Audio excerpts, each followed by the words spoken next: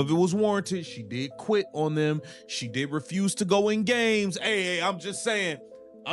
She just kind of played them when she said, oh, I guess I got to go back because I'm under contract. Like, she don't want to be there. And let's talk about the disrespect toward the veterans, because this is where things really crossed a line. Courtney Vandersloot is a legend, 2-time champion, 5-time All-Star, and someone who actually knows what winning at the highest level looks like. Angel Reese had the nerve to suggest the team couldn't rely on Courtney because of her age and reliability.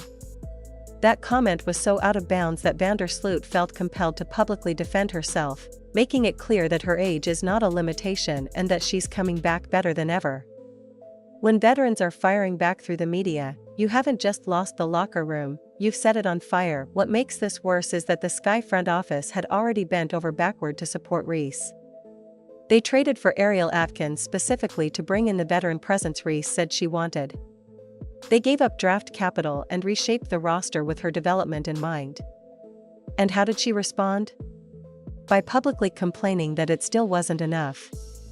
The organization invested in her vision, and she repaid them by telling the world that the roster, and by extension her teammates, weren't good enough. Vandersloot's response highlighted the difference between real leadership and entitled demands.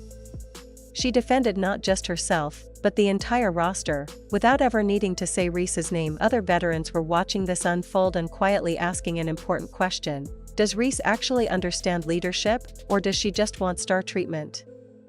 How many players are really going to listen to Angel Reese criticize Courtney Vandersloot? How many players around the league hear Reese publicly trash her teammates and think, yeah, that's someone I want to play with? Most players aren't lining up to join someone who throws teammates under the bus with 3 games left in the season. Reese essentially broadcast to the entire league that her teammates weren't good enough to help her succeed, and that message was heard loud and clear. Then came the disappearing act. While the Sky were fighting for their playoff lives, Reese became a professional ghost. Her injury status was treated like a state secret. One day it was a back injury, the next she was day-to-day 4 weeks with no real updates. Coaches couldn't plan rotations, teammates didn't know who would be available, and the uncertainty created chaos throughout practices and game prep. That excuse started falling apart when people noticed what she was doing while injured. Instead of supporting her team from the bench, Reese traveled to Indiana to promote her Reebok sneakers. She hyped her shoe release on social media, talked about taking over rivals' territory, and acted like it was the biggest event of the season, all while her team was spiraling. Fans started calling her the Vanishing Barbie because she disappeared the moment accountability showed up. The lack of transparency only made things worse, especially when other teams were providing clear injury updates while Chicago kept repeating day-to-day like it was classified information. Her technical fouls told an even uglier story. Reese racked up 8 technicals, earning an automatic suspension. The final one came after striking Aaliyah Edwards in the head while battling for a rebound. The league didn't hesitate to enforce the suspension, which conveniently landed right before a crucial matchup against Indiana, the exact game fans wanted to see.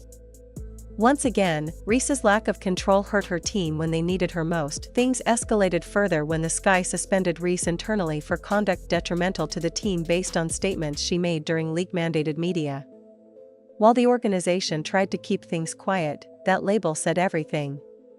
It showed Reese had crossed professional lines.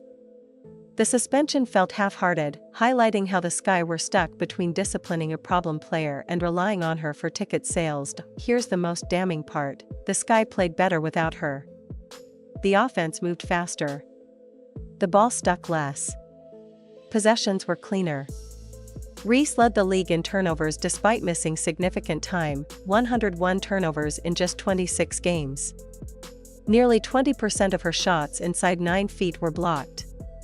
Efficiency-wise, the numbers were brutal. Teammates began questioning her priorities as she demanded roster upgrades while being strategically unavailable herself. Veterans who had spent years building winning cultures watched Reese prioritize brand deals over team success.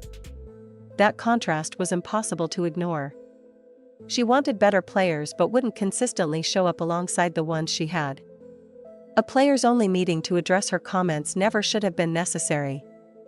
When Rachel Bannum said, "I think I just don't really care. I'm so over all this," it summed up the exhaustion in that locker room. Ariel Atkins, the player acquired specifically to help Reese, had to publicly acknowledge the situation. Even the coach admitted it was a top-down organizational issue. Meanwhile,